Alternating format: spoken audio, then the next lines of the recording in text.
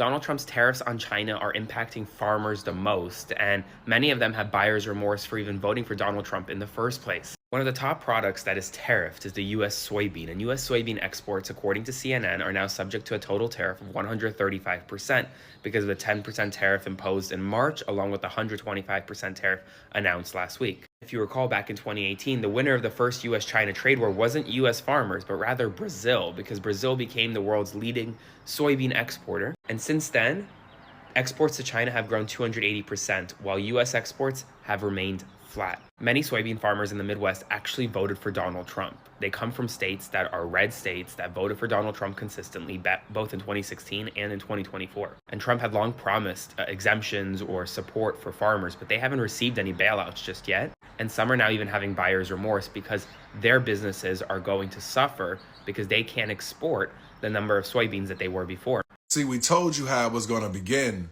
and then we told you how it was going to end. Look at this shit. Very happy and excited that Trump won. As far as financially, obviously nothing's really changed. We're still under the Biden administration, but I know that it is coming. And so I admit I regret my vote for Donald Trump. I regret it because I needed these changes sooner. I needed the prices to go down sooner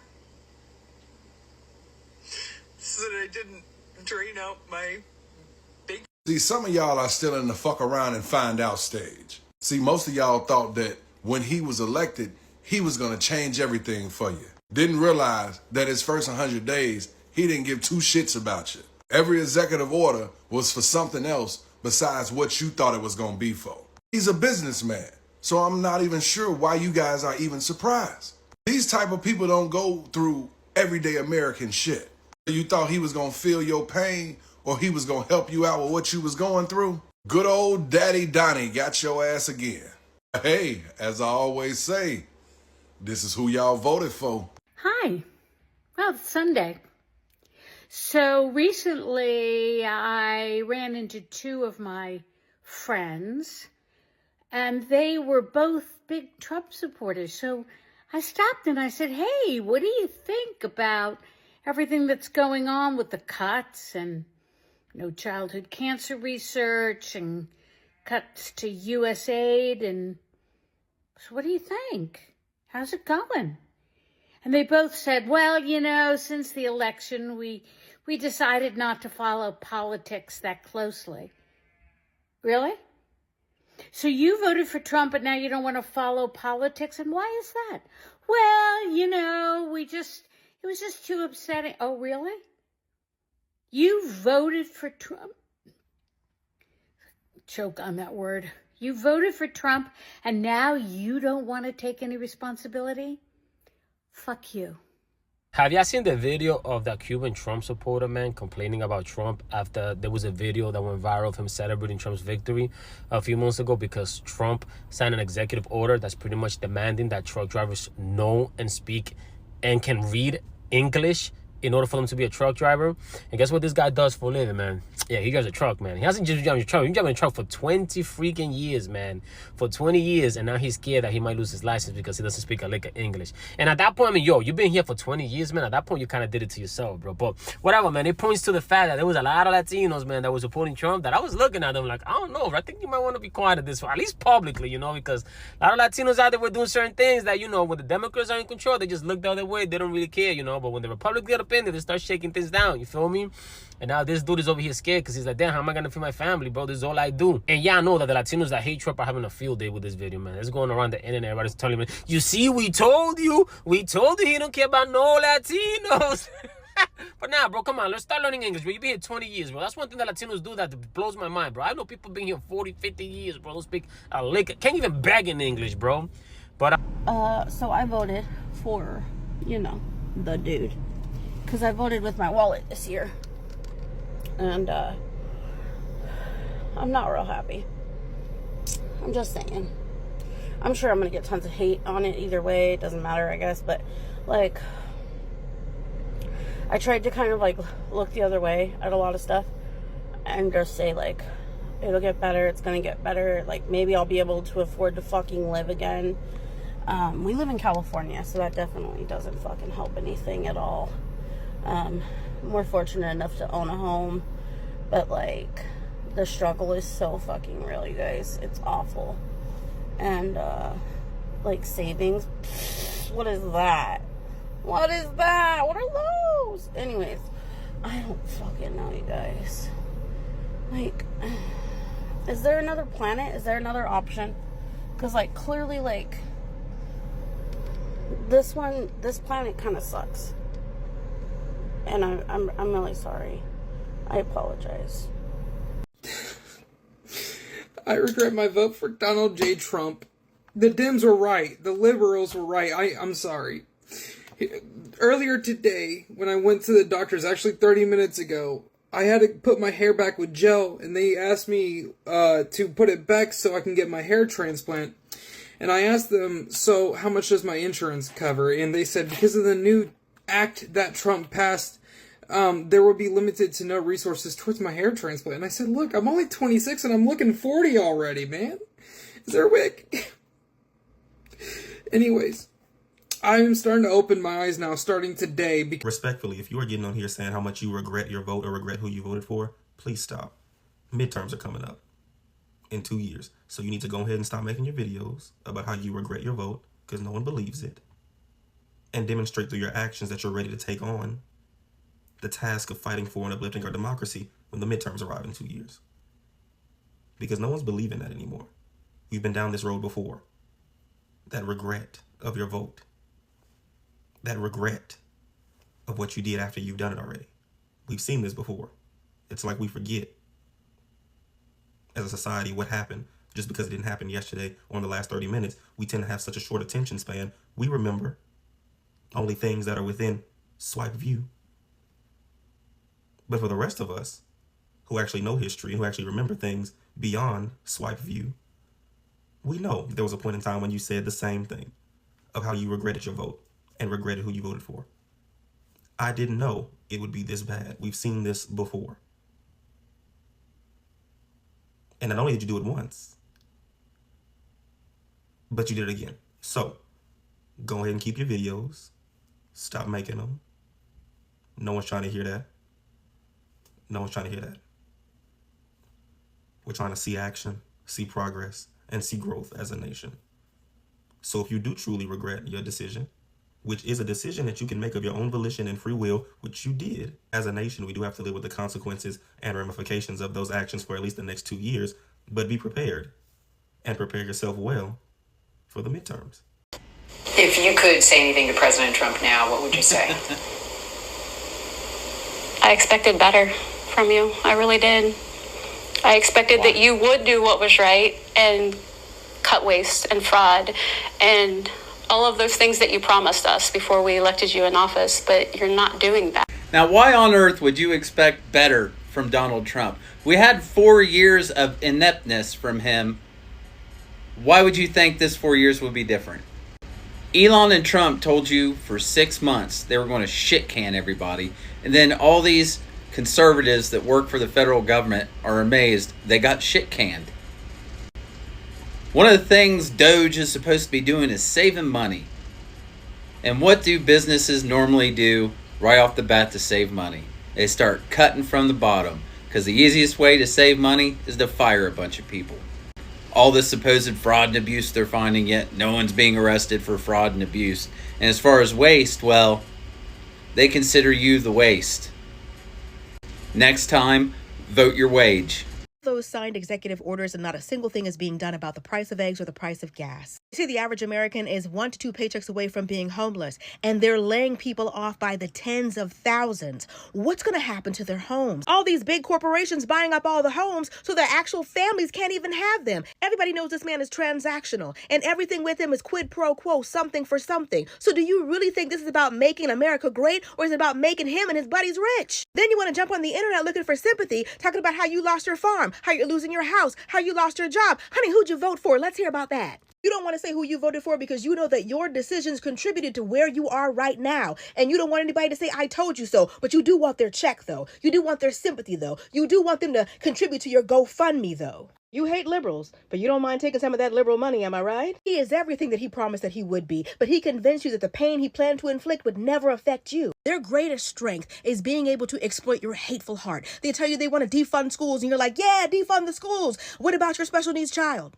What about the free lunch your child receives? Oh, didn't think about that. Let's get rid of all those freeloaders on Obamacare. That's right, get rid of all those freeloaders on Obamacare. But don't you touch the Affordable Care Act.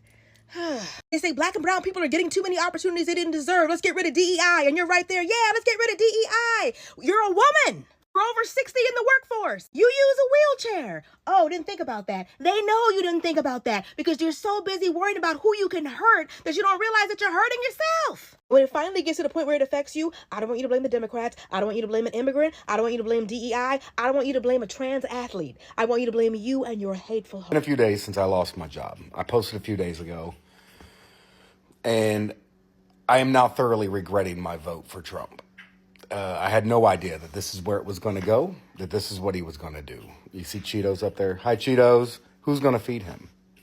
Who's going to buy my cat food? Who's going to buy my kids food? Riley, do you now regret the way you voted for Trump? I do feel regret, and I've had a lot of tumultuous thoughts about that day in the election booth. When you're voting on something that affects you so personally, it's really easy to get tunnel vision, especially in a voting booth when you're staring at, you have two options, right? I mean, it's not like you're given an endless amount of options to achieve your goal. Never thought I'd say it, but I'm regretting my vote for Donald Trump. We were promised things that aren't being delivered. Hey MAGA, how are you? I've been seeing a lot of MAGA who are posting videos of regretting their votes. And I just want to say, if you are someone right now who regretted your vote and you feel you want to do something, then the first thing to do is just say that you regret your vote. I know that's going to be hard because there'll be a lot of backlash in the beginning. But hey, listen, I have people call me stuff here every single day on this app. It's crazy. But after that, you can begin to fight for what you want or what you lost or what you thought you were going to get. Because I think it's going to move very fast away from, Democrat, MAGA, or right, left. And it will be the people versus whatever this thing is that's being created. That is not American democracy or constitutional republic, whatever you want to call it, anymore. It won't be that. If you are down for that, that's something totally different. But stop giving him chances. If he's already taken your job away, if he's already taken your grant away, and you didn't think any of this was going to happen, and you're upset, it's okay. Hiding in the shadows is not going to change anything. Speak up, take the hit. So Trump wants us to start buying American product. Well, let's look at this in the supermarket at ShopRite. These are product of USA red peppers. Look at the quality of these peppers. And then product of Mexico, they're a little more expensive. Look at these peppers. Again, yellow peppers of Mexico, look at these peppers. And look at the peppers of America. Donald Trump admits he couldn't care less if prices go up because of his tariffs. In fact, he says he hopes they do. And we have come a long way from prices are going to drop on day one. Now, this took place during a recent NBC interview where Donald Trump was pressed on whether or not he told auto execs not to raise their prices. And eventually he just blurted out, look, I don't care if they do. I hope they do. Here you go. In an unreleased interview, Donald Trump tells NBC he couldn't care less about auto prices. Yeah. We've come a long way from prices down on day one, like I said. And we tried to tell you, Trump supporters, this man does not care about you. He does not give a flying flip about anybody but himself. And we have gone from, I'm going to get your prices down on day one, to maybe tariffs will, maybe they won't cause inflation. There's going to be some small pain. Now it's, I hope they do. I hope they do go up. I don't really care. Why should he care? He doesn't feel our pain. The people around him, the billionaires in his cabinet, don't feel our pain. I hate to say I told you so, but here we are. Miami, Florida. Spring break. Businesses are complaining that they are not seeing the revenue that they typically see this time of the year. That's because spring breakers have found elsewhere to go. There's an over police presence.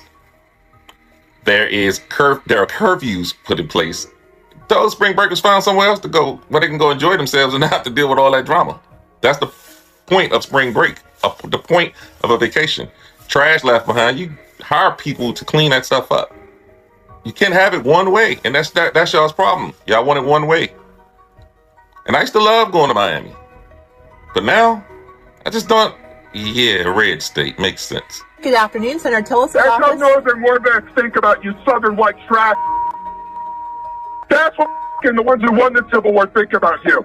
Do you understand that inferior bad genes, inbred stupid, you and all your people? Yeah, Tom Tillis, afraid of death threats. Then get the out of office. I would like to talk to Tom Tillis and ask him why he thinks it's okay for him to take money from this nation and it over.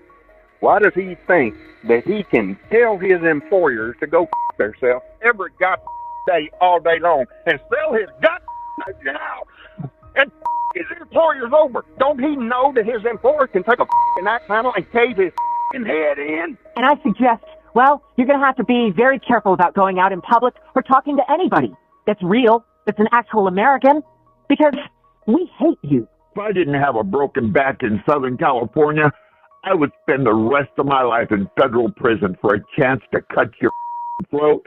I voted for President Trump. I mean, you're an educator. You didn't vote for Trump eliminating federal funds. No, I did not vote for that. I do not think that's what the voters want. It's devastating. County wants to cut our school funding.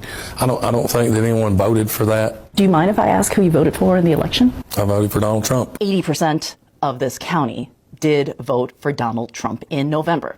But that doesn't mean that they believe that anything will be cut here. I have to take responsibility for my personal vote that enabled that. I have to say I wasn't paying attention. I should have been and I wasn't. There's a lot of reasons for that, but and I regret that, obviously now. Trying to take responsibility for that and own it publicly. The day after Trump won, I knew I had made a huge mistake. A lot of guilt and genuine shame. Probably going to get some understandable hate for this. Voting has consequences, and those voters in the states of Kentucky and West Virginia are finding out that their vote, which, by the way, was overwhelmingly for Donald Trump in 2024, is coming back to haunt them.